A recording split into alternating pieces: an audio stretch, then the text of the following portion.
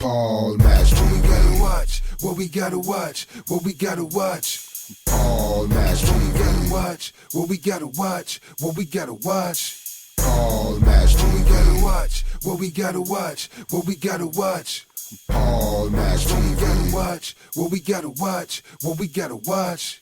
Paul Master. What we gotta watch, what we gotta watch. Yeah, buddy, that's right. Get exposure right now. Holler at the homie Paul Mash, man, for Paul Mash TV. Hit up Paul Mash TV across all social media sites, alright? Who we got next? Got next. Well, hello there. It's Paul Mash TV time again, and we're glad that you could join us. We have a great interview coming up in just a moment. But first, I want to thank you again for all the feedback. Matter of fact, just this morning, we got somebody interested in being on the show, and we're glad to hear from them. And if you'd like to be one of those people that would like to be on the show or just send us fan mail, you can send us an email, paulmashtv, all one word, gmail.com. And we'd love to hear from you. And it's for both fan mail and band or solo artist information. And also, including that, you can also comment on the section here if you're watching us on YouTube. And don't forget to subscribe, hit the bell, and you always get the latest interviews whenever they become available. And if you're on Facebook, we'd love to hear from you there. Just go to facebook.com/PaulMashTV. And you can inbox us, reply to the interviews you see. We'd love to hear from you there. And if you miss any of that, don't worry about it. There's a closing credit screen with all the information right there. So we hope that we hear from you soon. Right now we have Jordan Hatchett from the band Lowdown Dirty, and he's from Martinsville, Virginia. And I think you're really going to like this interview. So without further ado, let's get to it. But first, here's a quick word from ClickJam. Don't go away.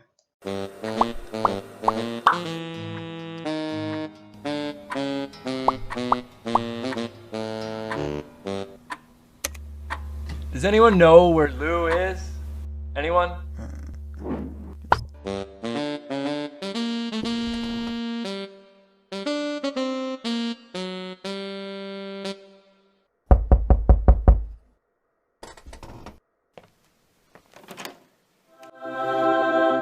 Let's jam. We're fabulous, nobody's doing for the crushed and the broken hearted. We're fabulous, nobody's doing 'cause we can and we just got started. Come on and make.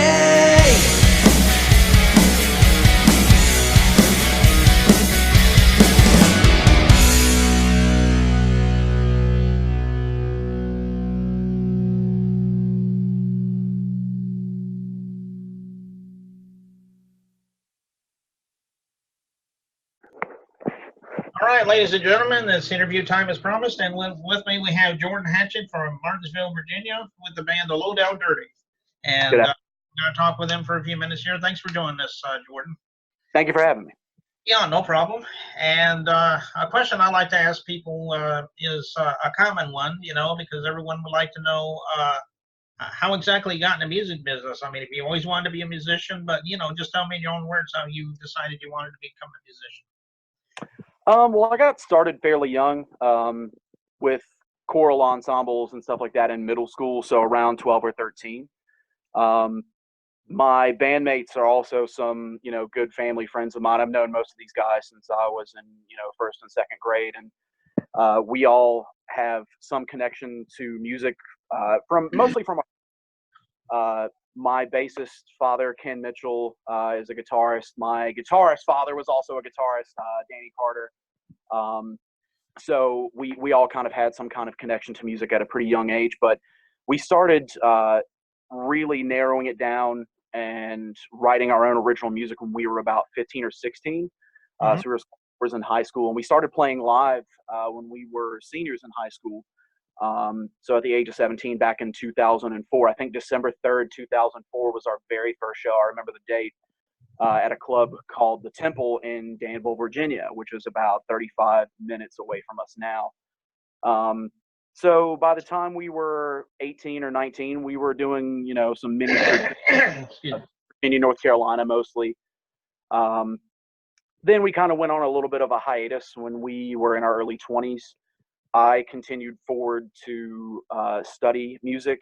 I went to Virginia Tech for a music technology and vocal performance degree. Guitarist went on to serve in the military. Jason went on to become a businessman and still in the same industry there as well, and continued forward with that. And like I said, we kind of serendipitously ended up back in town around the same time, and it had been quite a while since we played with one another, and we just decided, let's just get in a room and see what happens. It's been the better part of a decade, and just see what comes of it. And here we are 2 years later. We've got the album Rancor with Grammy-nominated producer Jamie King, which we just released the beginning of last month. And we're working on content all the time, putting out the music videos and all of that stuff in between wives and kids and jobs and all of that stuff, so. Mm-hmm. But that's how we got started. We all started fairly young, right around 15 or 16, I would say. Okay. Well, that is a pretty good story there. Let me ask you something. As far as influences goes, who do you think the artists that influenced you the most are? Oh man, how much time you got? So all of us, we're all born in the late 80s, so we're kind of 90s kids. We all kind of grew up listening to like alternative rock and hip hop and 80s heavy metal, and some of us were into the hair metal scene back in the day. And but so it's kind of a loaded question. I mean, there's a lot of people I could probably list off, but as it stands right now, we're a pretty eclectic group of dudes. We listen to a lot of different artists. I'm not going to speak for the rest of the band, but me personally right now, Daft Punk, The Hicks, Every Time I Die, Glassjaw, Jamiroquai. I mean, the list goes on and on. I mean, everything from funk, R&B, metal, anything and everything we get our hands on. There's, if it's good, it's good. We listen to it. Okay, yeah, those are pretty good. Matter of fact, Jamiroquai, man, I hadn't heard that name in a long time. I'm kind of a fangirl for JK, man. That's if I ever had an opportunity to see that act live, I would sell my soul to see that guy live. I hear you, man. I know it's a minute ago you were talking about when you were talking about how you were becoming a musician. You mentioned an album that you had. Is that the only album you guys have, or is there others? And how can you get it? Is it streaming or is it physical copies? I mean, yeah. So as it stands right now, Rancor, which is our most recent album, came out on September 5th. That is available on all streaming services. So Spotify, iTunes, iHeartRadio, any available streaming service that is up and running, we are there. We're up on YouTube. It is also available for purchase on iTunes, Amazon, and our Bandcamp page. Amazon is actually handling our physical distribution. So if you want an actual physical CD, which me personally, I still, I'm old like that. So I still have my CD case from high school with about 50 albums in it that I still keep in rotation, So yeah, if you want a physical copy, Amazon is where you can pick it up. You can also purchase the album digitally on iTunes and Bandcamp. okay. Well, I guess y'all need to go out there and get that album. Pretty good, and we'll know in a second because we're getting ready to play a video from you. Why don't you tell us about the video and the story behind it and so forth?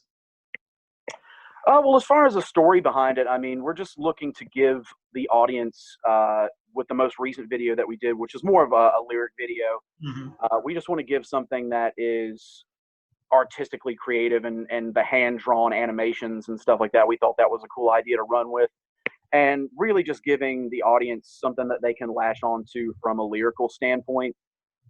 We also did another video for a track off our album called Love the Sin, which we put together too. And the idea behind that one was more along the lines of, providing the imagery that's really associated with the lyrical content.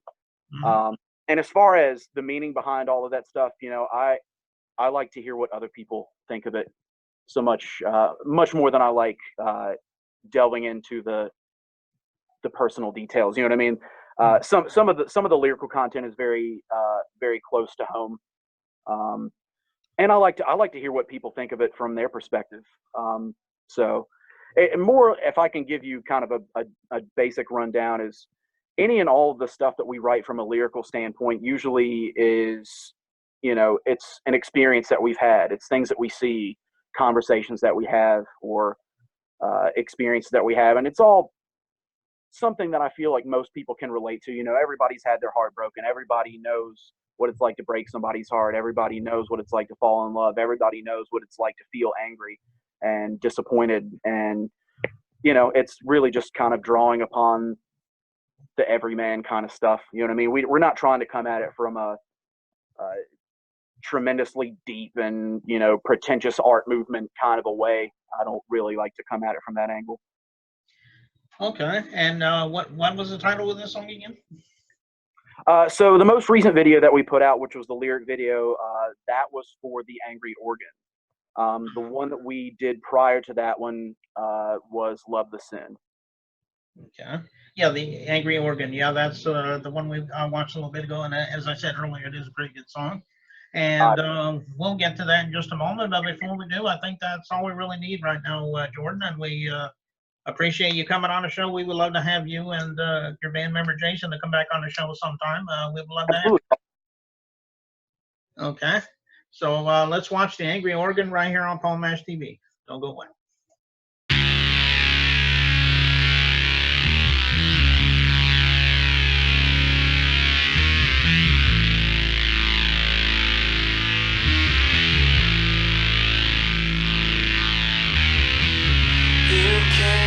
Just like a thief to steal the heart I keep on my sleeve.